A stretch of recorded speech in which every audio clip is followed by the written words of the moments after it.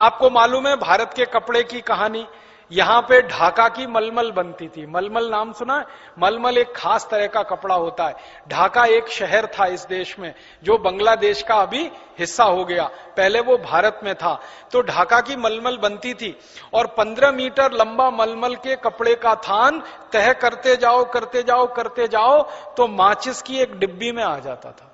इतनी बारीक बुनाई होती थी मलमल की।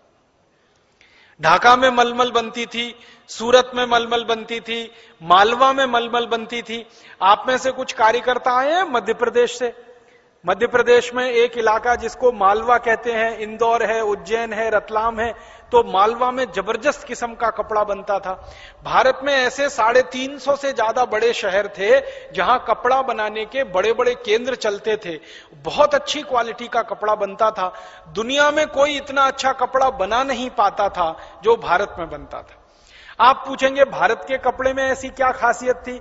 कपड़े में खासियत यह थी कि भारत में कपास बहुत अच्छी क्वालिटी का होता था।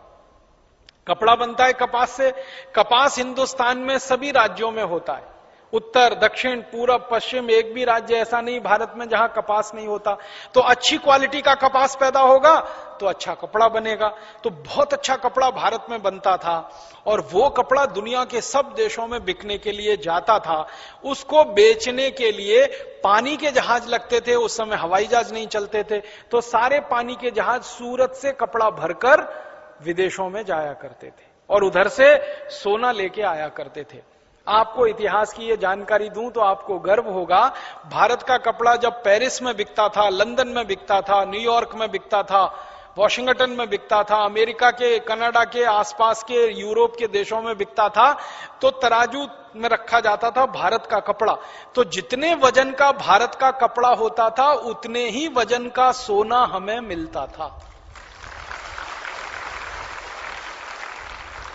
अगर मान लीजिए हमने एक कपड़े का थान बेचा और वो 1 किलो का है तो 1 किलो सोना हमें मिलता था। हमारे कपड़े की इतनी जबरदस्त क्वालिटी थी। सारी दुनिया के लोग हमारा कपड़ा पहनते थे। आपको सुन के ताज्जुब होगा, रोमन साम्राज्य में 3000 साल जितने राजा हुए, जितनी रानियां हुई, सब भारत का कपड़ा पहनकर ही जिंदा रहते थे। 3000 साल रोमन साम्राज्य में। और जब रोमन साम्राज्य का पतन हो गया, यूरोप और अमेरिका और ये कनाडा जैसे देश उभर आए, तो फिर इनके यहां भारत का कपड़ा बिकने लगा। तो हमारा कपड़ा बहुत जबरदस्त बिकता था, उसके बदले में हमको सोना मिलता था।